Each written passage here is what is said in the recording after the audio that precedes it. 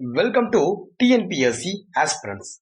இன்னைக்கு நம்ம test 6க்கான answer கீயை பார்க்க போறோம். அழகு 5 இருக்கக்கூடிய இந்திய பொருளாதாரம் மற்றும் தமிழ்நாட்டில் வளர்ச்சி நிர்வாகம் என்ற தலைப்பின் கீழ் இருக்கக்கூடிய 5 ஆண்டு திட்ட மாதிரிகள் குறித்து 50 வினாக்களுக்கான விடைகளை பார்க்க போறோம். விடைகளை பார்ப்பதற்கு முன்னாடி மறக்காம வீடியோக்கு ஒரு லைக் பண்ணிடுங்க, சப்ஸ்கிரைப் பண்ணிடுங்க, பெல் பட்டனை பிரஸ் பண்ணிடுங்க, உங்க நண்பர்களுக்கு ஷேர் பண்ணிடுங்க, கமெண்ட் பண்ணிட்டு பிளஸ் டிஸ்கிரிப்ஷன் கீழே இருக்கக்கூடிய டெலகிராம் லிங்க்ல மறக்காம ஜாயின் பண்ணிடுங்க. இந்த பிடிஎஃப் உங்களுக்கு வேணும் அப்படின்னா இந்த பிடிஎஃப் எப்படி வாங்கணும்ன்றத கடைசியா நான் உங்களுக்கு சொல்றேன். அதுக்கு முன்னாடி நம்ம என்ன பண்ணுவோம், ஆன்சர் கீயை பார்த்துருவோம். ஃபர்ஸ்ட் கொஸ்டின், இந்தியாவில் பொருளாதார திட்டமிடுதலின் வரலாறு மற்றும் பரிணாம வளர்ச்சி தொடர்பான கூற்றுகளில் எவை சரியானவை? அதாவது இந்தியாவில் பொருளாதார திட்டமிடுதலின் வரலாறு மற்றும் பரிணாம வளர்ச்சி தொடர்பான கூற்றுகளில் எவை சரியானவை? சோவியத் யூனியன் 1928ஆம் ஆண்டு முதலில் பொருளாதார திட்டமிடுதலை மேற்கொண்டது. ஆமா, அவங்க தான் என்ன பண்ணிருப்பாங்க அப்படின்னா சோவியத் யூனியன், அதோட மற்றொரு பெயர் சோவியத் ரஷ்யான் என்று குறிப்பிடுவாங்க. இந்த சோவியத் ரஷ்யா தான் 1928ல 7 ஆண்டு திட்டங்களாக முதல்ல கொண்டு வந்திருப்பாங்க. எத்தனை ஆண்டு திட்டமா? 7 ஆண்டு திட்டமா கொண்டு வந்திருப்பாங்க. இது கொண்டு வந்தாங்க பாத்தீங்களா, இது அந்த நாடு ஒரு தொழில்முறை வல்லரசாக மாற உதவியது. இது வந்து பாத்தீங்கன்னா அந்த நாடு ஒரு இண்டஸ்ட்ரியல் வல்லரசு, அதாவது தொழில்முறை வல்லரசாக மாற இந்த 5 ஆண்டு திட்டம் அதாவது சோவியத் ரஷ்யா 7 ஆண்டு திட்டமா கொண்டு வந்தாங்க. அதை தான் நம்ம என்ன பண்ணோம் இப்பனா காப்பி பண்ணி 5 ஆண்டு திட்டமா நம்ம எடுத்துக்கிட்டோம். பட் அவங்க கொண்டு வந்த 7 ஆண்டு திட்டம் அவங்க தொழில்முறை வல்லரசா மாற உதவியது அப்படின்னு சொல்றாங்க. அப்ப ஃபர்ஸ்ட் ஸ்டேட்மெண்ட் கரெக்ட் தான். செகண்ட் ஸ்டேட்மெண்ட், தேசிய திட்டக்குழு என்னும் கருத்து முதலில் 1948ஆம் ஆண்டு தொழிலக கொள்கை தீர்மானத்தில் பரிந்துரைக்கப்பட்டது. இதுவும் கரெக்ட் தான். ஃபர்ஸ்ட் ஸ்டேட்மெண்ட் செகண்ட் ஸ்டேட்மெண்ட் ரெண்டுமே கரெக்ட். தேர்ட் ஸ்டேட்மெண்ட், இந்தியாவில் திட்ட காலம் அதிகாரப்பூர்வமாக 1950 மார்ச் 15ஆம் தேதி திட்டக்குழு உருவாக்கப்பட்டதோடு தொடங்கியது. இப்ப என்ன சொல்றாங்க அப்படின்னா திட்டக்குழு உருவாக்கப்பட்டதோடு தொடங்கியது அப்படின்னா திட்டக்குழு உருவாக்கப்பட்டது 1950 மார்ச் 15. ஆனா திட்ட காலம் 1951 ஏப்ரல் 1. 1951 ஏப்ரல் 1. அப்ப அது வேறு இது வேறு. திட்ட காலம்ன்றது ஏப்ரல் 1 1951, திட்டக்குழு அப்படின்றது 1950 மார்ச் 15. அப்ப ரெண்டுமே வேறு வேறு கண்டென்ட். அப்ப இதுதான் தப்பா இருக்கு. இப்ப சரியானதுதான் கேக்குறாங்க. 1, 2 மட்டும் தான் சரி. நமக்கு 1, 2 மட்டும் தான் சரி. சரியான விடை ஏமா. அடுத்த கொஸ்டின், பின் வருவனவற்றுள் சரியாக பொருத்தப்பட்டுள்ள இணைகள் எவை? காந்திய திட்டம் 1944 தான். மக்கள் திட்டம் 1945 தான். பட் இந்த சர்வோதய திட்டம் 1950, பம்பாய் திட்டம் 1940. இங்க சரியாக பொருத்தப்பட்டுள்ள இணை கேட்டதால 1, 4 மட்டும் தான் answer. Delhi. So extra points நீங்க எழுதிக்கிங்க. இந்த காந்திய திட்டம் பாத்தீங்கன்னா எஸ்.என். அகர்வால் அவர்களால் கொண்டு வரப்பட்ட ஒரு திட்டம். எஸ்.என். அகர்வால். இந்த சர்வோதய திட்டம் பாத்தீங்கன்னா ஜெயபிரகாஷ் நாராயணன் அவர்களால் கொண்டு வரப்பட்ட ஒரு திட்டம். இந்த பம்பாய் திட்டம் பாத்தீங்கன்னா பம்பாயில இருக்கக்கூடிய ஒரு 8 முன்னணி தொழிலதிபர்கள் சேர்ந்து கொண்டு வரப்பட்ட திட்டம் தான் இந்த பம்பாய் திட்டம். 8, அதுவும் 15 கால திட்டம்னு சொல்லுவாங்க, 15 ஆண்டு கால திட்டம்னு சொல்லுவாங்க. இந்த மக்கள் திட்டம்ன்றது எம்.என். ராய் அவர்களால் கொண்டு வரப்பட்ட ஒரு திட்டமா பார்க்கப்படுது. ரொம்ப ரொம்ப ஒரு முக்கியத்துவம் வாய்ந்த திட்டங்கள். டிஎன்பிஎஸ்சியில கேள்விகள் கேட்கப்பட்ட வண்ணம் இருக்கக்கூடிய ஒரு பகுதியை பார்க்கிறோம் இதை நம்ம. சோ ரெண்டாவதுக்கு answer Delhi. So third question, கூற்று ஏ, திட்டக்குழு குறிப்பாக கிராமப்புற பொருளாதாரத்தின் வளர்ச்சிக்காக பல திட்டங்களை பரிந்துரைத்தது.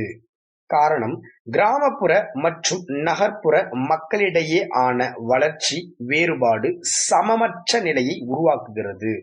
இது இந்திய அரசியலமைப்பில் கூறப்பட்டுள்ள கொள்கைகளுக்கு முரணானது. இப்ப கூற்று காரணம் 2 விஷயம் கொடுத்திருக்காங்க நமக்கு.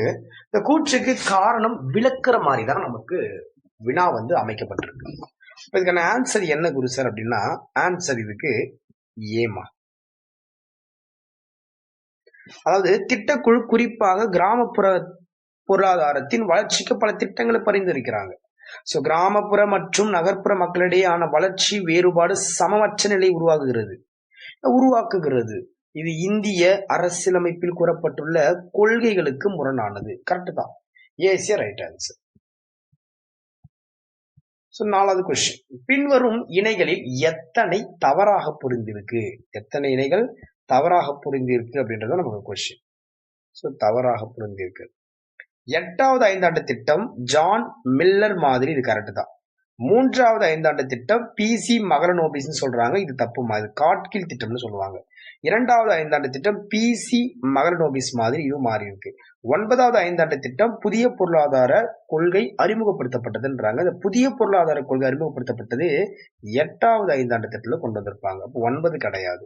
அப்ப இதுல எத்தனை இணைகள் தவறாக பொருந்தி உள்ளது அப்படின்னா 2, 3, 4. சோ 3 இணைகள் ஆன்சர் சி. 5வது கொஸ்டின், பின்வரும் கூற்றுகளை கருத்தில் கொள்க. 10வது ஐந்தாண்டு திட்டம் அடுத்த 10 ஆண்டுகளில் இந்தியாவின் தனிநபர் வருமானத்தை இரட்டிப்பாக்குவதை நோக்கமாக கொண்டிருந்துச்சு. அதாவது 10வது ஐந்தாண்டு திட்டம் அடுத்த 10 ஆண்டுகள்ல இந்தியாவின் தனிநபர் வருமானம், அதாவது தனிநபர் வருமானம்னா தலா வருமானம்னு சொல்லுவாங்க, அதை இரட்டிப்பாக்குவதை நோக்கமா கொண்டு வந்துச்சா கேட்டா ஆமா கரெக்ட். இந்த 10வது ஐந்தாண்டு திட்டம் இருக்கு பாத்தீங்களா, இது என்ன சொல்லுவாங்க அப்படின்னா 2002, 2007 அந்த காலகட்டங்களில் கொண்டு வரப்பட்ட ஒரு திட்டம். 2002, 2007 அந்த காலகட்டங்களில் கொண்டு வரப்பட்ட 10வது ஐந்தாண்டு திட்டம். இது என்ன மாடலை ஃபாலோ பண்ணிருப்பா அப்படின்னா பிரிட்லேண்ட் மாடல் சொல்லுவாங்க. பிரிட்லேண்ட்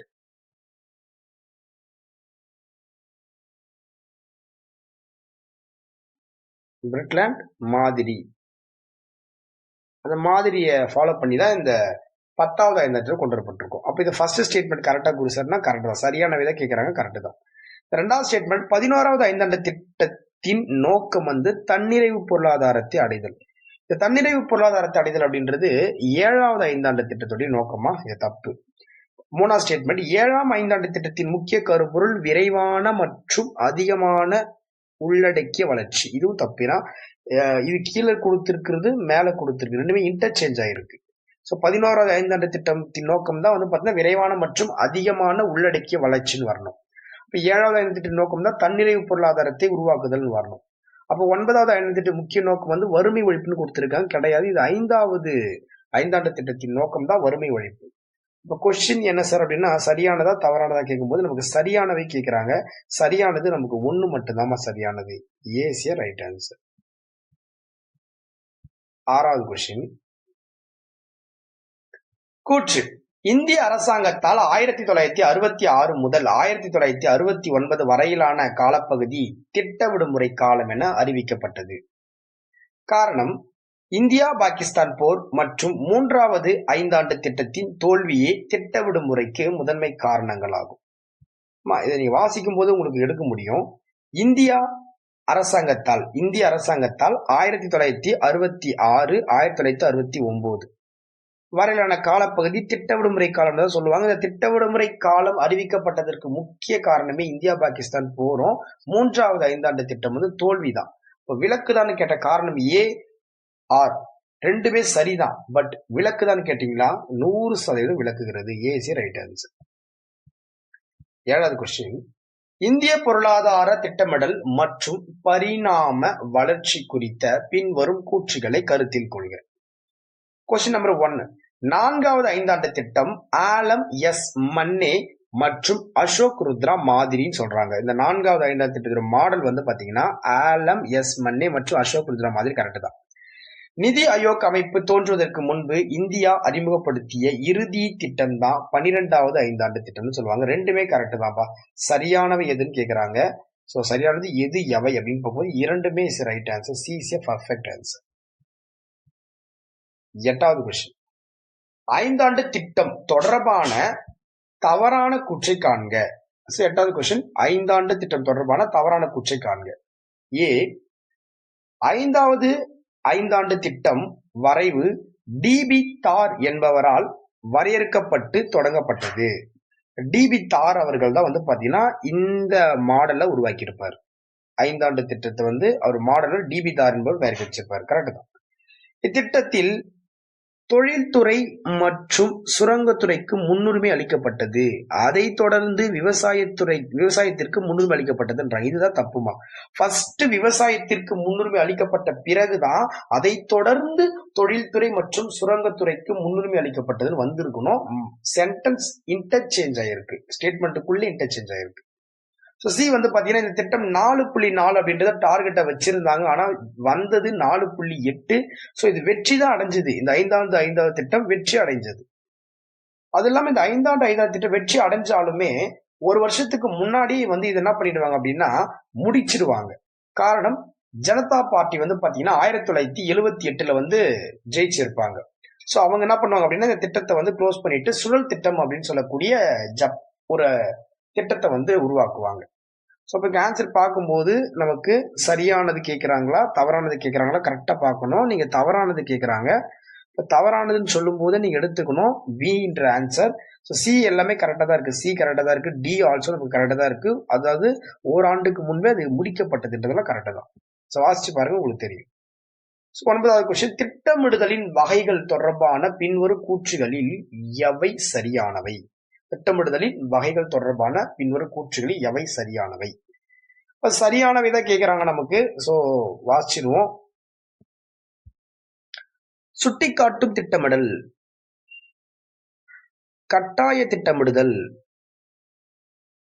குறுகிய கால திட்டமிடல், தூண்டும் திட்டமிடல் அப்படின்னு சொல்லி நமக்கு 4 வகையான திட்டமிடல்கள் கொடுத்திருக்காங்க. இப்போ ஃபர்ஸ்ட் ஒன், சுட்டிக்காட்டும் திட்டமிடல் என்பது மென்மையானது, நெகிழ்வானது ஆகும்.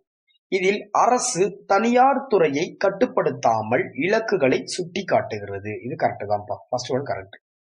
செகண்ட் ஒன், கட்டாய திட்டமிடல் என்பது வளங்கள் மீது முழுமையான அரசு கட்டுப்பாட்டையும் நுகர்வோர் இறையாண்மை முற்றிலும் இல்லாத நிலையை உள்ளடக்கியது. எஸ், இதுவும் கரெக்ட் தான். மூணாவது, குறுகிய கால திட்டமிடல் என்பது என்னன்னு சொல்லுவாங்க, கட்டுப்படுத்தும் திட்டங்கள் என்று அழைக்கப்படுதுன்னு சொல்றாங்க. கிடையாது, இந்த கட்டுப்படுத்தும் திட்டம் நம்ம சொல்லக்கூடாது. இந்த குறுகிய கால திட்டமிடல் அப்படின்றது ஆண்டு திட்டம் என்று நம்ம சொல்லலாம். என்ன சொல்லலாம்? ஆண்டு திட்டம் என்று குறிப்பிடலாம். அதை பொதுவா ஆண்டு திட்டங்கள் அப்படின்னா அதோடைய காலகட்டம் அப்படின்றது ஒரு வருஷம் தான்.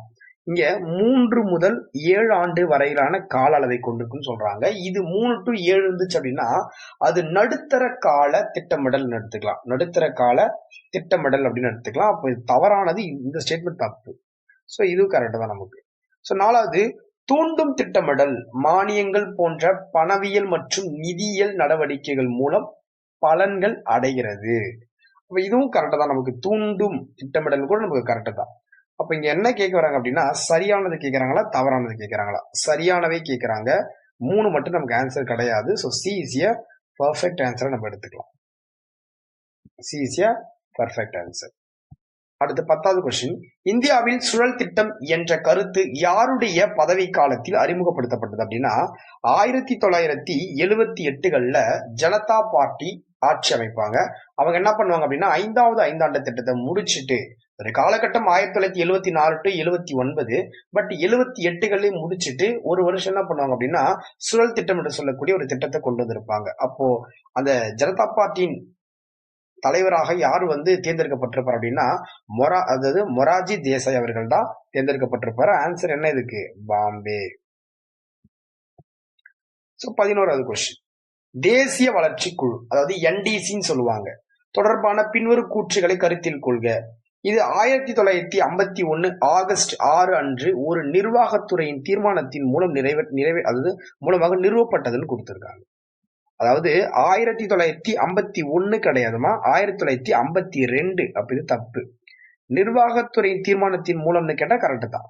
இது இந்திய அரசியலமைப்பின் கீழ் அரசியலமைப்பு அந்தஸ்தை பெற்றுள்ளது. பெற்றிருக்கான்னு கேட்டா இது பெற்று கிடையாது, பெறல. ஓகேங்களா? அரசியலமைப்பு அந்தஸ்துல இது பெறல. இது இந்தியாவின் 5 ஆண்டு திட்டங்களுக்கு ஒப்புதல் அளிப்பதற்கான மிக உயர்ந்த அதிகார அமைப்பாக கருதப்படுகிறது அப்படின்னு சொல்றாங்க. தவறானதுதான் நமக்கு கேட்கிறாங்க. தவறானது நமக்கு என்ன சொல்லலாம்? 11வது தவறானது என்ன பாத்தீங்க அப்படின்னா 1, 2 நமக்கு தப்பா இருக்கு. Answer is a. 1, 2 தப்பா இருக்கு. ஆன்சர் வந்து ஏ. 12வது கொஸ்டின். 12வது ஐந்தாண்டு திட்டம் காலம் 2012 to 2017 தொடர்பான பின்வரும் கூற்றுகளை கருத்தில் கொள்க. சரியானதை தேர்ந்தெடுக்க சொல்றாங்க. கூற்று 1, மது மற்றும் புகையிலைக்கு புதிய வரி விதித்தல். கரெக்ட் தான். கூற்று 2, ரயில்வே திட்டங்களில் முதலீடு செய்தல். கரெக்ட் தான். கூற்று 3, இது உட்கட்டமைப்பை வலுப்படுத்துவதையும் அனைத்து கிராமங்களுக்கு மின்சாரம் வழங்குவதையும் உறுதி செய்வதையும் நோக்கமாக கொண்டது. கரெக்டா சார் அப்படின்னா 12வது ஐந்தாண்டு திட்டம் தொடர்பாக சரியானது சொல்லும் போது மது மற்றும் புகையிலைக்கு புதிய வரி விதித்தல் அப்படின்றது கரெக்ட் தான். ரயில்வே திட்டங்களில் முதலீடு இன்வெஸ்ட்மெண்ட் அப்படின்றது கரெக்ட் தான். இது உட்கட்டமைப்பை வலுப்படுத்துவதையும் அனைத்து கிராமங்களுக்கு மின்சாரம் வழங்குவதை உறுதி செய்வதையும் நோக்கமாக கொண்டது. மேற்கண்ட அனைத்துமே சரிதான். ஆன்சர் வந்து Delhi is a perfect answer. 13வது கொஸ்டின். 6வது ஐந்தாண்டு திட்டத்துடன் தொடர்புடைய கூற்றுகளை ஆராய்க. சரியானவை தேர்ந்தெடுன்னு கொடுத்திருக்காங்க. ட்ரைசம் அப்படின்னு கொடுத்திருப்பாங்க. கிராமப்புற இளைஞர்களின் சுய வேலைவாய்ப்பிற்கான பயிற்சி. IRDP ஒருங்கிணைந்த ஊரக வளர்ச்சி திட்டம். Integral rural development program. NREP தேசிய ஊரக வேலைவாய்ப்பு திட்டம். இது எல்லாமே 6வது ஐந்தாண்டு திட்டத்தின் காலத்தில் தொடங்கப்பட்ட ஒரு திட்டங்கள் தான். இது எல்லாமே அப்போ ஆன்சர் வந்து பாத்தீங்கன்னா Delhi is a perfect answer. Year சொல்லாம ட்ரைசம் வந்து 1979, IRDP வந்து 1980, NREPன்றதும் 1980. இயர் நோட் பண்ணிக்கோங்க, ரொம்ப முக்கியமானது. சர்வோதய திட்டம் தொடர்பான பின்வரும் கூற்றுகளில் சரியானதை தேர்க. சர்வோதய திட்டம் 1950 ஜெயபிரகாஷ் நாராயணால் உருவாக்கப்பட்டது. கரெக்ட் தான். இத்திட்டம் காந்திய திட்டம் மற்றும் வினோபாவின் சர்வோதயா தத்துவம் ஆகியவற்றால் உத்வேகம் பெற்றது. 2வது ஸ்டேட்மெண்ட்டும் கரெக்ட் தான். 3வது ஸ்டேட்மெண்ட், அது வேளாண்மை மட்டுமில்லாமல் சிறு மற்றும் குடிசை தொழிலுக்கு முக்கியத்துவம் அளித்தது. இதுவும் கரெக்ட் தான். வேற என்ன சார் நமக்கு தப்பா இருக்கு அப்படின்னா இந்த 14வது ஸ்டேட்மெண்ட், அந்த 14வது கொஸ்டின்ல 4வது ஸ்டேட்மெண்ட் நீங்க வாசிச்சு பாருங்க. என்ன சொல்றாங்க அப்படின்னா, அந்த திட்டம் முக்கியமான விரைவான கன தொழில்மயமாதலில் கவனம் செலுத்தியது. அப்போ அந்த திட்டம் முக்கியமான விரைவான கனரக தொழில்மயமாக்கலில் கவனம் செலுத்தியது. இந்த ஸ்டேட்மெண்ட் தான் நமக்கு தப்பு. மற்ற 3 ஸ்டேட்மெண்ட்டுமே நமக்கு கரெக்டா தான் இருக்கு. அப்ப சர்வோதய திட்டம் தொடர்பான சரியானவை பார்க்கும்போது 1950 ஜெயபிரகாஷ் நாராயணன் கரெக்டா தான். இத்திட்டம் காந்திய திட்டம் மற்றும் வினோபாவையுடைய சர்வோதய தத்துவங்கள் அடிப்படையில் உத்வேகம் பெற்றது. கரெக்ட் தான். இது வேளாண் மட்டுமில்லாமல் சிறு மற்றும் குடிசை தொழில்களுக்கும் முக்கியத்துவம் கொடுத்திருக்காங்க. கரெக்ட் தான். பட் இந்த திட்டத்துல முக்கியமான விரைவான கனரக தொழில்மயமாக்கலில் கவனம் செலுத்தியதுன்னு சொல்றது தப்புமா. அப்போ 4வது தப்பு, மத்த எல்லாமே சரி. 1, 2, 3 is ரைட் ஆன்சர். ஆன்சர் வந்து ஏ.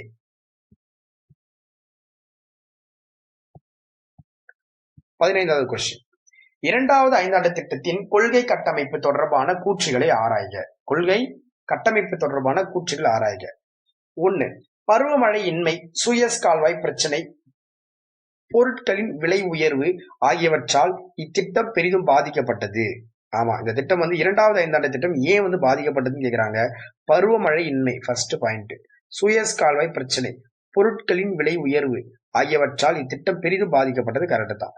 இத்திட்டத்தின் போது இந்தியா கடுமையான அந்நிய செலவாணி பற்றாக்குறையை எதிர்கொண்டது. 3வது, பொருளாதார மந்தநிலை காரணமாக வளர்ச்சி இலக்குகள் குறைக்க வேண்டியிருந்தது. இதுவும் கரெக்ட் தான். 2வது ஐந்தாண்டு திட்டம் நமக்கு தோல்வியில முடிஞ்சது அப்படின்றது நமக்கு நல்லாவே தெரியும். அப்ப இது சரியானது எதுன்னு கேக்குறாங்க. நல்லா பாருங்க, 3 ஸ்டேட்மெண்ட்டுமே நமக்கு சரியாக தான் இருக்கு. மேற்கண்ட அனைத்தும் சரிதான். நமக்கு Delhi is a perfect answer. 16வது கொஸ்டின். பம்பாய் திட்டம் 1944 தொடர்பான கூற்றுகளை ஆராய்கள் கொடுத்திருக்காங்க. ஏன் இங்க 1944 சொல்றாங்க அப்படின்னா, இப்ப பம்பாய் திட்டம்ன்றது சில புத்தகங்கள்ல 1940 கொடுத்திருப்பாங்க, சில புத்தகங்கள்ல 1944 கொடுத்திருப்பாங்க. எது கொடுத்திருந்தாலுமே நம்ம எடுத்துக்கலாம். ஆப்ஷன்ல வந்து நமக்கு ரெண்டுமே இருந்தா கூட நம்ம என்ன பண்ணிக்கலாம், டிஎன்பிசி கிட்ட கிளைம் பண்ணிக்கலாம். 40 44 ரெண்டும் ஓகே தான். ஸ்டேட்மெண்ட் நம்பர் 1, இது இந்தியாவின் பொருளாதார மேம்பாட்டிற்கான 15 ஆண்டு கால செயல் திட்டமாக வரையறுக்கப்படுதுன்னு சொல்றாங்க. கரெக்ட் தான். 15 ஆண்டு கால திட்டம் தான். ஓகேங்களா. பம்பாயில 8 முன்னணி தொழிலதிபர்கள் சேர்ந்து உருவாக்கி இருப்பாங்க. 15 ஆண்டு கால திட்டம் கரெக்ட் தான். இது JRD டாடா போன்ற முன்னணி இந்திய தொழிலதிபர்களால் உருவாக்கப்பட்டது. ஆமா, மொத்தம் ஒரு 8 பேர் இருந்திருப்பாங்க. பிளஸ் அதுல ஒருத்தர் தான் JRD டாடா என்ற ஒருத்தர். கரெக்ட். இத்திட்டம் தனிநபர் வருமானத்தை இரட்டிப்பாக்குவதையும், அதாவது தலா வருமானம்னு சொல்லுவாங்க, அதை டபுள் ஆக்கணுன்றதுக்காகவும் தேசிய வருமானத்தை மும்மடங்கு ஆக்கணும் அப்படின்ற அந்த நோக்கத்துக்காக தொடங்கப்பட்டுச்சு அப்படின்னு சொல்றாங்க. இது கரெக்டா குரு சார் அப்படின்னா இது மூணுமே கரெக்டுமா? ஸோ அனைத்துமே சரின்றது நமக்கு எடுத்துக்கலாம். அனைத்துமே சரி. 17வது கொஸ்டின். 2வது ஐந்தாண்டு திட்டம் தொடர்பான பின்வரும் கூற்றுகளை கருத்தில் கொள்க. நாட்டின் வருமானத்தை 25% உயர்த்துதல் இத்திட்டத்தின் நோக்கமாக இருந்துச்சுன்னு சொல்றாங்க. ஆமா, சரியானதா கேக்குறாங்க. அதாவது நாட்டின் வருமானத்தை 25% உயர்த்துதல் இத்திட்டத்தின் நோக்கம்னு சொல்றாங்க. கரெக்ட் தான். இத்திட்டம் விவசாயத்திலிருந்து தொழில்மயமாக்கலுக்கு கொண்டு சென்றது. விவசாயத்திலிருந்து தொழில்மயமாக்கல் கொண்டு சென்றதான்னு கேட்டா அதுவும் கரெக்ட் தான். இத்திட்டத்தின் இலக்கு 4.27, ஆனால் பெற்றது 4.5ன்னு சொல்றாங்க. அது எப்படி? இது தோத்துருச்சுல்ல. அப்ப என்ன கான்செப்ட் அப்படின்னா இதோடைய இலக்கு 4.5, இலக்கு 4.5, ஆனா அது எடுத்தது 4.27. அப்ப இதுதான் தப்பு. அப்ப மேற்கண்ட கூற்றுகளில் எவை சரியானவைன்னு கேக்குறாங்க. சரியானது 1, 2 மட்டும் தான் சரி. Answer A. 3வது ஸ்டேட்மெண்ட் தப்பு. ஓகேங்களா? 1, 2 மட்டும் தான் சரி. Answer A is perfect answer. 18வது கொஸ்டின் பாருங்க. கூற்று ஏ, ஒரு திட்டமிட்ட பொருளாதாரம் நீண்ட கால முன்னேற்றத்திற்காக கிடைக்கக்கூடிய அரசு வளங்களை முறையாக பயன்படுத்துவதின் நோக்கமாக கொண்டது. ஆமா, ஒரு நீண்ட கால முன்னேற்றத்திற்கு கிடைக்கக்கூடிய அரசு வளங்களை முறையாக பயன்படுத்துவதை நோக்கமாக கொண்டது. கரெக்ட் தான். காரணம், வளங்கள் 2 வகையா பிரிக்கலாம் போல, பற்றாக்குறையானவை மற்றும் வரையறுக்கப்பட்டவை அப்படின்னு 2 பிரிக்கிறாங்க. அதுல பிரிக்கப்பட்ட பிறகு, எனவே வளங்கள் வீணாவதை தவிர்க்கவும் தேசிய இலக்குகளை அடையவும் அவற்றை சரியான முறையில் ஒதுக்கீடு செய்ய ஒரு மைய அதிகாரம் தேவைப்படுகிறது. ஒரு மைய அதிகாரம் தேவைப்படுகிறது. இப்ப கூற்றும் காரணம் சரியா விளக்குற மாதிரி தான் நமக்கு இருக்கு. ஸோ ஸ்டேட்மெண்ட் கூற்றும் காரணம் சரியா விளக்குற மாதிரி தான் நமக்கு அமைஞ்சு இருக்கு. ஓகேங்களா? வாசிச்சு பாருங்க, பக்கமா உங்களுக்கு புரியும். 19வது கொஸ்டின். தேசிய வளர்ச்சி குழு NDC சொல்லுவாங்க. இதுல தொடர்பான கூற்றுகள் ஆராய சொல்றாங்க. ஸ்டேட்மெண்ட் நம்பர் 1, இதில் அனைத்து மாநிலங்களின் முதலமைச்சர்களும் உறுப்பினர்களாக இருக்காங்க சொல்றாங்க. ஆமா, அனைத்து மாநிலங்களின் முதலமைச்சர்களும் உறுப்பினர்களாக உள்ளனர். கரெக்ட் தான். இக்குழுவினை ரப்பர் முத்திரை என்று அழைப்பர். இதுவும் கரெக்ட் தான். இந்திய பிரதமர் இக்குழுவின் தலைவராக செயல்படுகிறார். ஆமா, இதுவும் கரெக்ட் தான். இவர் தான் தலைவராக செயல்படுறார். திட்டக்குழுவிற்கு ஆலோசனை வழங்குதல். இதோடைய முக்கியமான பணி திட்டக்குழுக்கு ஆலோசனை வழங்கும்.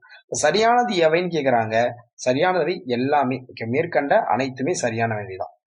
So Delhi is a perfect answer. மேற்கண்ட அனைத்தும் சரியானது. அடுத்து பாருங்க. திட்ட விடுமுறை காலத்தின் போது 1966 to 1969 ஓராண்டு திட்டங்களில் பின்வரும் எந்த துறைக்கு சமமான முன்னுரிமை அளிக்கப்பட்டதுன்னு கேட்டிருக்காங்க. திட்ட விடுமுறை காலம் இதுதான், நமக்கு தெரியும். 3வது ஐந்தாண்டு திட்ட காலம் தோல்வியின் அடிப்படையில் உருவாக்கப்பட்டுச்சு. அப்ப இதுக்கு அந்த திட்ட விடுமுறை காலத்துல எந்த செக்டாருக்கு சமமா முன்னுரிமை கொடுக்கப்பட்டுச்சுன்னு கேள்வி. வேளாண்மை, அதன் சார்ந்த துறைகள் மற்றும் தொழில்துறை என்பதுதான் இதுக்கு சரியான ஆன்சர். பாம்பே. வேளாண்மை, அதன் சார்ந்த துறைகள் மற்றும் தொழில்துறை. 21வது கொஸ்டின். தேசிய வளர்ச்சி குழுவின் அமைப்பு தொடர்பான கூற்றுகளில் சரியானதை தேர்க. 1, இந்திய பிரதமர். 2வது, யூனியன் பிரதேச முதலமைச்சர். 3வது, திட்டக்குழுவின் உறுப்பினர்கள். அதாவது NDC நேஷனல் டெவலப்மெண்ட் கவுன்சில்ல அவங்களோட அமைப்புல பார்க்கும்போது 3 பேருமே இருப்பாங்க. பிரதமர் தான் அதுல தலைவர் இருப்பாரு, பிளஸ் யூனியன் பிரதேச முதலமைச்சர்கள் உறுப்பினர்கள் இருப்பாங்க, திட்டக்குழு உறுப்பு எல்லாருமே இருப்பாங்க. அப்ப எல்லாமே கரெக்ட் தான் answer. Delhi is a perfect answer. 22வது ஒரு பொறுத்துகை கொடுத்திருக்காங்க நமக்கு. 22வது ஒரு பொறுத்துகை. அது 3வது ஐந்தாண்டு திட்டங்கள் இந்த இயல்புகள் கொடுத்துட்டு 3வது திட்டம்னு கொடுத்திருக்காங்க. 3வது திட்டம் நாட்டு வருமானத்தை 5% உயர்த்துதல் அப்படின்றதுதான் 3வது ஐந்தாண்டு திட்டத்துடைய ஒரு இது. 10வது ஐந்தாண்டு திட்டம் அப்படின்றது 8% GDP வளர்ச்சி இலக்கை அடையணுன்றது 10வது. ஸோ அப்ப 4-1 ஆன்சர் சி லாக் பண்ணிக்கலாம். 11வது பாத்தீங்கன்னா விரைவான மற்றும் அதிகமான உள்ளடக்கிய வளர்ச்சி அடைதல். அப்போ 3 வரும். ஸோ 12வதுக்கு விரைவான அதிகமான உள்ளடக்கிய மற்றும் நிலையான வளர்ச்சின்னு வரும். ஸோ ஆன்சர் பார்த்தலாமா? பொறுத்துக. இப்போ 3வது ஐந்தாண்டு திட்டத்துக்கு பாத்தீங்கன்னா நாட்டு வருமானத்தை 5% உயர்த்துதல். 10வது திட்டம் பார்க்கும்போது 8% GDP வளர்ச்சி இலக்கை அடைதல். 11வது பார்க்கும்போது விரைவான மற்றும் அதிகமான உள்ளடக்கிய வளர்ச்சி அடைதல். ஃபர்ஸ்ட் நிலையானன்னு சொல்லும் போது நமக்கு 12 வரும். அப்ப லாஸ்ட்டுக்கு 2 ஒரே ஒரு answer, C is perfect answer. 23. இந்தியாவின் 11வது ஐந்தாண்டு திட்டத்தை பற்றிய கூற்றுகளில் பின்வருவனவற்றுள் சரியானவற்றை தேர்க. 11வது ஐந்தாண்டு திட்டத்தை பத்தி நம்ம கொடுத்திருக்காங்க. அதாவது 58 மில்லியன் புதிய வேலை வாய்ப்புகளை உருவாக்குதல். எஸ், 100% கரெக்டமா. 58 மில்லியன் புதிய வேலை வாய்ப்புகளை உருவாக்குதல். வேலையில்லா பட்டதாரிகள் சதவீதத்தை 6% கீழாக குறைத்தல். 6% இல்ல, 5% கீழாக குறைக்கணும். இது தப்பு. எழுத்தறிவை 95% உயர்த்துதல். 95 கிடையாது, 85மா. இதுவும் தப்பு. சோ அப்ப ஆன்சர் இதுக்கு சரியானதா கேக்குறாங்க. 1 மட்டுமே சரியான answer. A is perfect answer. 24வது கொஸ்டின். முதல் ஐந்தாண்டு திட்டத்தின் கீழ் கட்டப்பட்ட அணைகளை தேர்ந்தெடு. முதலாவது ஐந்தாண்டு திட்டம் இருக்கு பாத்தீங்களா, 1951 இருந்து 1956 வரைக்கும் இருக்கும். அந்த திட்டத்தின் போது கட்டப்பட்ட அணைகள் என்னன்னு கேக்குறாங்க. என்ன பாத்துருவோமா?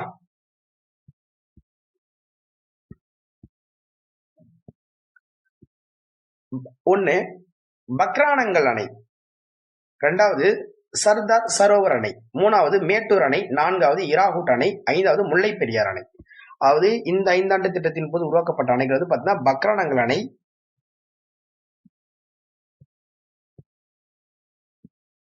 மேட்டூர் அணை, இராகுட் அணைமா. அப்படி பார்க்கும்போது 1, 3, 4 ஆப்ஷன் இருக்கா பாருங்க. ஏ 1, 3, 4 ரொம்ப முக்கியமான கொஸ்டின்.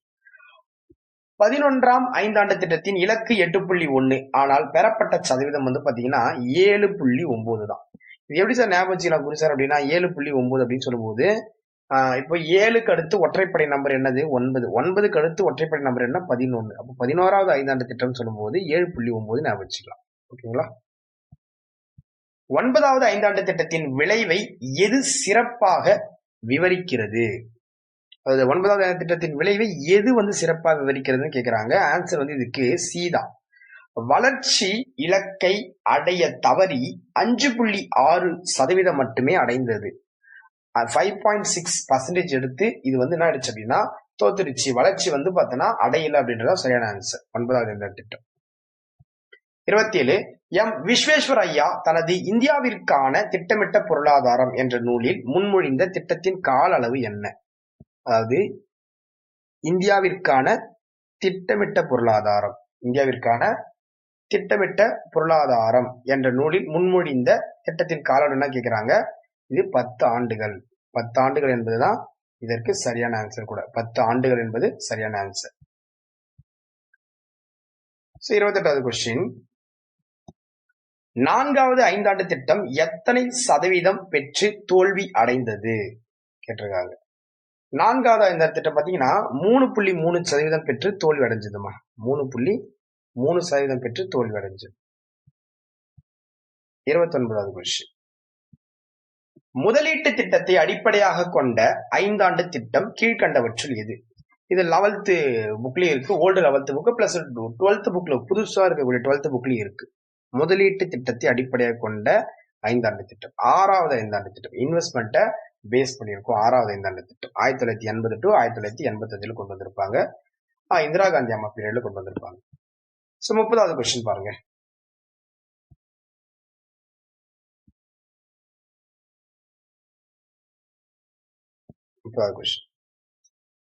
கூற்று ஏ.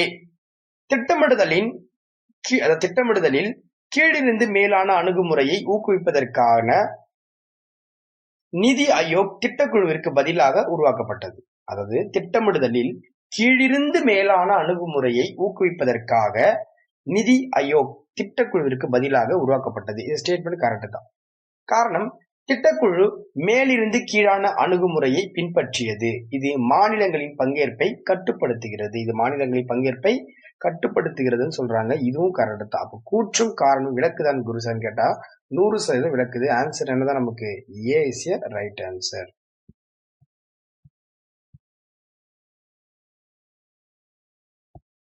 ஏ இஸ் எ ரைட் ஆன்சர். திட்டக்குழு தொடர்பான தவறான கூற்றுகளை கண்டறிய. துணைத் தலைவர் கேபினெட் அமைச்சர் பதவிக்கான தகுதியுடையவர், மேலும் ஐந்தாண்டு திட்டங்களை உருவாக்குவதற்கும் அதாவது சமர்ப்பிப்பதற்கும் பொறுப்பானவர். இது கரெக்ட் தான். இரண்டாவது ஸ்டேட்மெண்ட் பாருங்க. 2015ஆம் ஆண்டு பிரதமர் நரேந்திர மோடி இந்தியாவின் பல்வேறு பொருளாதார தேவைகளுக்கு சிறப்பாக பொருந்தும் வகையில பரவலாக்கப்பட்ட திட்டமிடுதலை ஊக்குவிப்பதற்கான திட்டக்குழுவை கலைத்து, அதாவது 2015 கலைத்துன்னு சொல்லிட்டாங்க. அதற்கு பதிலாக நிதி ஆயோக் என்ற அமைப்பு உருவாக்கினார். ஆக்சுவலி 2015 ரெண்டுமே பண்ணிருக்காங்க அப்படின்ற மாதிரி தான் அது மீனிங். அது அப்ப திட்டக்குழுவை கலைத்தது 2014, அதற்கு பதிலாக நிதி ஆயோக் உருவாக்கப்பட்டது 2015. அப்போ பொதுவாகவே இந்த ஸ்டேட்மெண்ட் வந்து ராங் ஸ்டேட்மெண்ட் தான் இருக்கு, மீனிங்லெஸ்ஸா கொடுத்திருக்காங்க. ஓகேங்களா, ராங் ஸ்டேட்மெண்ட். துணைத் தலைவர் நாடாளுமன்றத்தில் ஒரு குறிப்பிட்ட காலத்துக்குள் நியமிக்கப்பட்டார், அதாவது ஒரு காலத்துக்குள் நியமிக்கப்பட்டார் அப்படின்னு சொல்றாங்க. துணைத் தலைவர் நாடாளுமன்றத்தால் ஒரு குறிப்பிட்ட காலத்திற்குள் நியமிக்கப்பட்டார். இதுவும் ஒரு தப்பான ஸ்டேட்மெண்ட் தான். அந்த ஒரு குறிப்பிட்ட காலம்லாம் கிடையாதுமா. சோ திட்டக்குழுவிற்கு பதிலாக நிதி ஆயோக் வருவதற்கு முன்பு மாண்டேகு சிங் அலுவாலியா மே 26, 2015 அன்று ராஜினாமா செய்யும் வரை கடைசி துணை தலைவராக ஆற்றினார். ஏன்னா இது 2014 கலைச்சு விட்டாங்க. அப்புறம் 2015 கிட்டத்தட்ட வராது. ஓகேங்களா, அதை வச்சு லாக் பண்ணா கூட ஆன்சர் வந்து இதுக்கு சீன் எடுத்திருக்கலாம். தவறான. 32வது கொஸ்டின். 1945ஆம் ஆண்டு மக்கள் திட்டம் பற்றி கீழ்காணும் கூற்றுகளை ஆராய்க. இது எம்.என். ராய் அவர்களால் உருவாக்கப்பட்டது. 100% கரெக்ட். எம்.என். ராய் அவர்களால் உருவாக்கப்பட்டது தான். இத்திட்டத்தின் காலம் 10 ஆண்டுகள் சொல்லுவாங்க. இதுவும் கரெக்ட் தான். இத்திட்டத்தால் 7 நிலங்கள் நாட்டுரிமையாக்கப்பட்டது. ஆமா, இந்த திட்டத்தின் மூலம் தான் 7 நிலங்கள் அப்படின்னு சொல்லுவாங்க, அதுவும் நாட்டுரிமையாக்கப்பட்டது. வேளாண்மை மற்றும் குடிசை தொழில் வளர்ச்சியை வலியுறுத்தியதுன்னு சொல்றாங்க. இந்த 32வது கொஸ்டின், இது எப்படி வந்து பாத்தீங்கன்னா வேளாண்மை மற்றும் குடிசை தொழில் வந்து வலியுறுத்தி இருக்கும் அப்படின்னு நினைக்கிறீங்கன்னா, இது வந்து அந்த அளவுக்கு வந்து பாத்தீங்கன்னா அக்ரிகல்ச்சருக்கும் அந்த காட்டேஜ்னு சொல்லுவாங்க பாத்தியா, குடிசை தொழிலுக்கு இம்பார்ட்டன்ஸ் கொடுத்து இருக்காது. அப்ப ஆன்சர் வந்து இதுக்கு சி தான். நீங்க அனைத்தும் சரின்னு போடக்கூடாது. ஓகேங்களா. 33வது கொஸ்டின். 33வது கொஸ்டின் சொல்லணும்னா, வளர்ச்சி விகிதத்தின் அடிப்படையில வெற்றி அடைந்த 5 ஆண்டு திட்டங்கள் கேட்கறாங்க. இப்போ முதலாவது 5 ஆண்டு திட்டம் வந்து பாத்தீங்கன்னா 3.6% எடுத்து வெற்றி அடைஞ்சிருக்கும். 3.6%, 3.6%. அதாவது இங்க டாட் வைக்க முடியல, நீங்க பாயிண்ட் எடுத்துங்க. 3.6% எடுத்து வெற்றி பெற்றிருக்கும். மூன்றாவது 5 ஆண்டு திட்டம் பொறுத்த வரைக்கும் நமக்கு தோல்விதான். ஓகேங்களா, வெற்றி கிடையாது, தோல்விதான் அது நமக்கு பொதுவாகவே. 5வது 5 ஆண்டு திட்டம் நமக்கு வெற்றியான்னு கேட்டா, ஆமா டார்கெட் வந்து 4.4, பட் எடுத்தது வந்து பார்த்தா 4.8 எடுத்திருப்போம் நம்ம. ஓகேங்களா, 4.8 எடுத்திருப்போம், அதுவும் ஜெயிச்சிச்சு. 7வது 5 ஆண்டு திட்டத்தோட டார்கெட் வந்து பார்த்தோன்னா 5 தான் ஒரு டார்கெட். ஆனா வந்து நமக்கு 6 வந்திருக்கும். அப்ப இதுல நமக்கு வராது, மூன்றாவது மட்டும் வராதுமா. அப்போ 1, 3, 4 ஆப்ஷன் பாருங்க, சி, இதுதான் நமக்கு சரியானது கூட. 34வது பொறுத்து வச்சு கொடுத்திருக்காங்க. மைய திட்டம். சார் மைய திட்டம் அப்படின்னா ரஷ்யா வந்துருவாங்கம்மா. மைய திட்டம்னா ரஷ்யா. தூண்டு திட்டம் அப்படின்னு எடுத்துக்கிட்டாவே நீங்க என்ன வந்து இந்தியா, நம்ம இந்தியா தூண்டு திட்டம். சுட்டிக்காட்டும் திட்டம் அப்படின்றது பிரான்ஸ் வந்துருவாங்க. சுட்டிக்காட்டும் திட்டம் பிரான்ஸ் வந்துருவாங்க. அப்ப அடிப்படை பார்க்கும்போது Delhi is right answer. 2, 3, 1 answer Delhi is perfect answer. 35 திட்ட விடுமுறை காலம் கீழ்கண்ட எந்த மாதிரியின் அடிப்படையில் தொடங்கப்பட்டது அப்படின்றாங்க. திட்ட விடுமுறை காலம் கீழ்கண்ட எந்த மாதிரியின் அடிப்படையில தொடங்கப்பட்டது அப்படின்னா ஜான் லியாண்டிப் அப்படின்ற மாடல்ல தான் தொடங்கப்பட்டிருக்கும். ஜான் லியாண்டிப். இது வந்து பாத்தீங்கன்னா ரமேஷ் சென் அவர்களுடைய புத்தகத்துல இருக்குது கொஸ்டின். கூற்றுகளை ஆராய்ந்து சரியானதை தேர்க. தேசிய வளர்ச்சி குழு என்பது ராஷ்டிரிய விகாஸ் பரிஷத் அப்படின்னு சொல்லுவாங்க. ராஷ்டிரிய விகாஸ் பரிஷத் என்று அழைக்கப்படுது. கரெக்ட் தான். இந்தியாவில் ஆகஸ்ட் 6, 1952 இது அமைக்கப்பட்டதுன்னு சொல்றாங்க. இது என்டிசி. கரெக்ட் தான். இது நிர்வாகத்துறையின் தீர்மானத்தின்படி உருவாக்கப்பட்டது. இதுவும் கரெக்ட் தான். தேசிய வளர்ச்சி குழுவின் தலைவர் குடியரசுத் தலைவர் சொல்றாங்க. கிடையாது. யார் இருப்பா? பிரதமர் இருப்பார். அப்போ 4வது மட்டும் தப்பு. அப்ப ஆன்சர் வந்து நம்ம என்ன பண்ணிக்கலாம்? பாம்பே லாக் பண்ணிக்கலாம். சரியானதான் கேட்கறாங்க. 1, 2, 3 இஸ் பர்ஃபெக்ட் ஆன்சர். 37வது கொஸ்டின். எந்த 5 ஆண்டு திட்டம் சமூக நீதியுடன் கூடிய சமமான வளர்ச்சியை நோக்கமாக கொண்டதுன்றாங்க. சமூக நீதியுடன் கூடிய, சமூக நீதியுடன் கூடிய சமமான வளர்ச்சி. இங்க சரியான ஆன்சர் வந்து பாத்தீங்கன்னா 3 தான். அப்ப ஆப்ஷன் சி மட்டும் இருக்கக்கூடியதான் ரைட்டான ஆன்சர். சோ 9வது 5 ஆண்டு திட்டம் தான் வந்து பார்த்தா சமூக நீதியுடன் கூடிய சமமான வளர்ச்சி சொல்லுவாங்க. 38வது கொஸ்டின் ஒரு பொறுத்துக கேள்வி. ஃபர்ஸ்ட் பொறுத்துக சால்வ் பண்ணிட்டு அதுக்கப்புறம் ஆப்ஷன் பார்த்துப்போம். ரொம்ப முக்கியமான பொறுத்துக கூடுமா இது? ஏன்னா ஒரு டிஃப்ரெண்டான ஒரு கொஸ்டின். கண்டிப்பா இந்த கொஸ்டின் நம்ம எக்ஸ்பெக்ட் பண்ணலாம். ஏன்னா இந்த மாதிரி கேள்விகளை தான் அவ்வளவு வந்து டிஎன்பிசி வந்து உங்களுக்கு ஃபோக்கஸ் பண்ணுவாங்க. மோஸ்ட் ஆஃப் வந்து இந்த மாதிரி டார்கெட் ஆஃப் கொஸ்டின்ஸ் தான் வந்து அவங்க எக்ஸ்பெக்ட் பண்றது கூட. சரி, சால்வ் பண்ணிடுவோம்.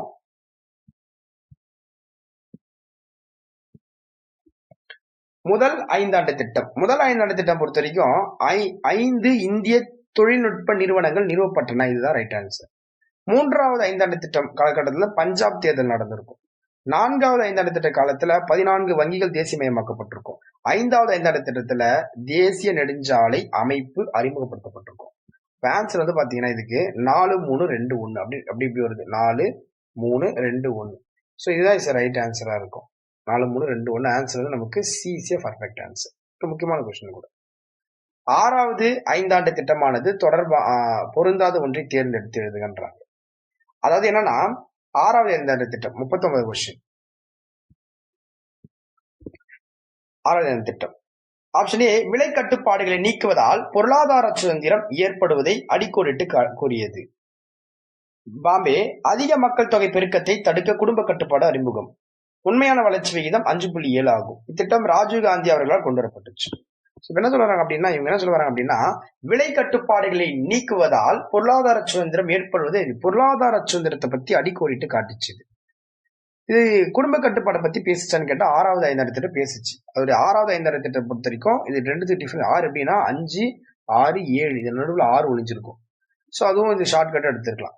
இந்த திட்டம் ராஜீவ்காந்தி அவர்களால் கொண்டு வரப்பட்டதுன்னு சொல்றாங்க. இது 1980 கொண்டு வந்திருப்பாங்க. 1980, 1985 பீரியட். இந்த பீரியட் யார் இருந்திருப்பாங்க? இந்திரா காந்தி அம்மா பீரியட் இருந்திருப்பாங்க. ஸோ அப்ப தவறானது பொருந்தாத ஒன்றுன்னு சொல்லும்போது டெல்லி இஸ் ரைட் ஆன்சர். 40வது கொஸ்டின் வந்துருங்க. பொறுத்துக்க மாடல் ஆன்சர் பார்த்துட்டு நம்ம என்ன பண்ணிப்போம்? பொறுத்து லாக் பண்ணிப்போம். 2வது ஐந்தாண்டு திட்டம்னா வந்து பார்த்தீங்கன்னா மகளநோபிஸ் ஃபர்ஸ்ட்டுக்கு 2.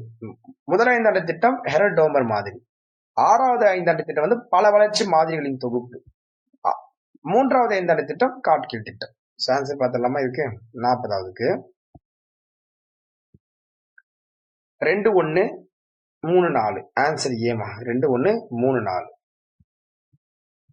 41வது கொஸ்டின். தவறான இணையை தேர்வு செய்க. பாம்பே திட்டம் 1940 கொண்டு வந்திருப்பாங்க. 15 ஆண்டுகளில் நாட்டின் தலா வருமானத்தை இரட்டிப்பாகுதல். இது கரெக்ட் தான். 15 இயர்ஸ்ல.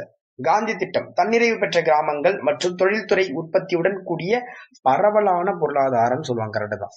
சர்வோதய திட்டம் சிறிய அளவிலான தொழில் மற்றும் குடிசை தொழில்கள் அமைத்தலாமா? காட்டேஜ் பத்தி சொல்லியிருப்பாங்க. தேசிய திட்டக்குழு உள்நாட்டு தொழில்களை பாதுகாப்பதற்கான ஒழுங்குமுறை. இது கிடையாதுமா. அது வந்து தேசிய திட்டக்குழு அப்படின்றது திட்டங்களை வகுப்பதற்காக உருவாக்கப்பட்டது.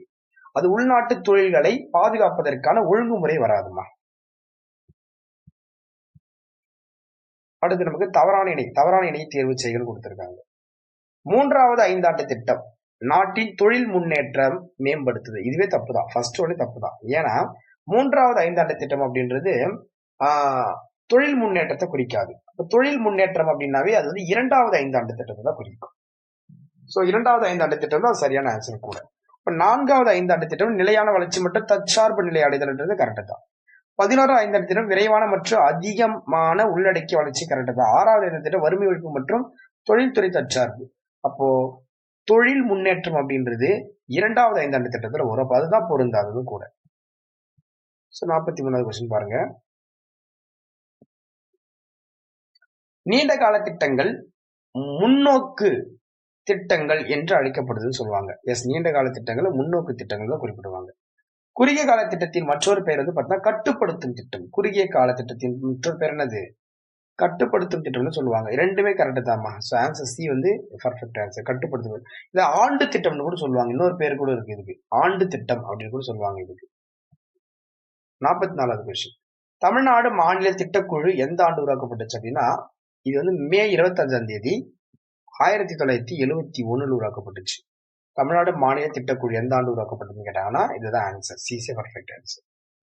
10வது ஐந்தாண்டு திட்டத்தின் காலம் இது அப்படின்னா 2002 to 2007 தான் 10வது ஐந்தாண்டு திட்டத்துடைய காலம். சோ 46வது கொஸ்டின். இந்திய திட்டக்குழு மார்ச் 15, 1950 நிறுவப்பட்டது. இது கரெக்ட் தான். இதே கொஸ்டின் உங்களுக்கு மேலேயே வச்சிருப்பேன். ஏன் அப்படின்னா அது கன்ஃபார்மா தெரிஞ்சாதான் இந்த கொஸ்டின் நீங்க லாக் பண்ணிருக்க முடியும். அதுக்காக தான் உங்களுக்கு தோணும். ஏன்னா குரு சார் வந்து ஒரே கொஸ்டினை அங்க வச்சிருக்காரு, இங்க வச்சிருக்காரு, இந்த ஒரு சென்டென்ஸ் நீங்க யோசிப்பீங்க.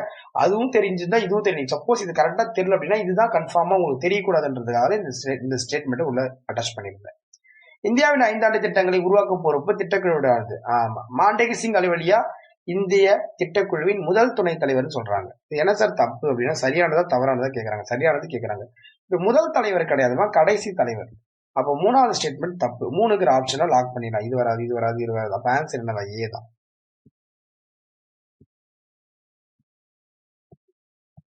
47வது கொஸ்டின். 11வது ஐந்தாண்டு திட்டத்தின் முக்கிய தொலைநோக்கு பார்வை என்ன அப்படின்னு கேட்டிருக்காங்க. அனைத்து மக்களின் சுகாதாரம் தான் அது. அனைத்து மக்களின் சுகாதாரம்னு சொல்லியிருப்பாங்க. 48வது கொஸ்டின் பாருங்க. 7வது ஐந்தாண்டு திட்டம் வெற்றி பெற்றது. ஆமா, 7வது ஐந்தாண்டு திட்டம் வெற்றி பெற்றிருக்கு. உண்மையாவே ரொம்ப ரொம்ப முக்கியமானது. 7வது ஐந்தாண்டு திட்டம் வெற்றி பெற்றது.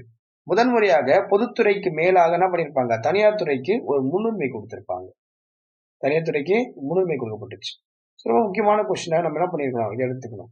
அதாவது என்னன்னா, இது 1985 டு 1990 கொண்டு வரப்பட்ட ஒரு திட்டம். 1985 டு 1990 கொண்டு வந்திருப்பாங்க. இதோட டார்கெட் பாத்தீங்கன்னா 5% தான் டார்கெட். ஆனா எடுத்தது 6% எடுத்திருக்கும் இது. அதனால இது 7வது ஐந்தாண்டு திட்டம் வெற்றி அடைஞ்சிருச்சு. அதாவது முதன்முறையாக பொதுத்துறைக்கு மேலாக தனியார் துறைக்கு முன்னுரிமை வழங்கப்பட்டுச்சு. கரெக்டா கூற்று காரணம் விளக்குகிறதுன்றது சரியான ஆன்சர் கூட. 49வது கொஸ்டின் பாருங்க. முதல் ஐந்தாண்டு திட்டத்துடைய காலம் பாத்தீங்க அப்படின்னா, பொதுவாக முதல் ஐந்தாண்டு திட்டம் 1951 1951 டு 1956 அப்படின்னு தப்பு. 3வது இந்த திட்டம் கரெக்ட் தான். 3வது திட்டம் கரெக்டா குறிச்சு அப்படின்னு கேட்டீங்கன்னா 1961 டு 1966. ஏன்னா இது அந்த இன்பிட்வீன்ல அந்த இது கொண்டு வந்திருப்பாங்க. இதுவும் தப்பு. 9வது ஐந்தாண்டு திட்டம் கரெக்டா குறிச்சோம்னா 1997 டு 2002 கரெக்டா தான். 12வது ஐந்தாண்டு திட்டம் கரெக்டான்னு கேட்டா 2012 டு 2017 இது 2 கரெக்ட் தான். 3 4 கரெக்ட். இப்ப சரியானது பாத்தீங்கன்னா 3 4 ஆன்சர் பாம்பேமா.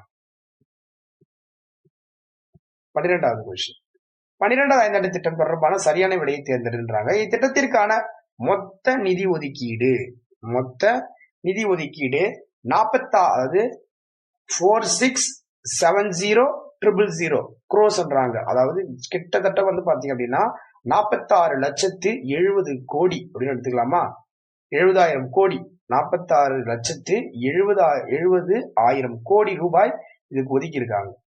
அப்ப 88,000 மெகாவாட்ஸ் உற்பத்தி செய்தல், ஆதார் அட்டையின் மூலம் முக்கிய சேவைகளை வழங்குதல், இது எல்லாமே 12வது ஐந்தாண்டு திட்டத்தின் முக்கிய நோக்கம் தான். இப்ப இதுல என்னன்னா, இந்த கொஸ்டின்ல என்ன ஒரு வித்தியாசம் அப்படி இருக்குன்னா, இந்த 2வது ஸ்டேட்மெண்ட் 3வது ஸ்டேட்மெண்ட் கரெக்டமா? A answer. இது 46 லட்சம் பொதுவாக சொல்லும் போது 46,70,000 கோடி. இது 46 லட்சம் கிடையாது, 47,70,000 கோடி.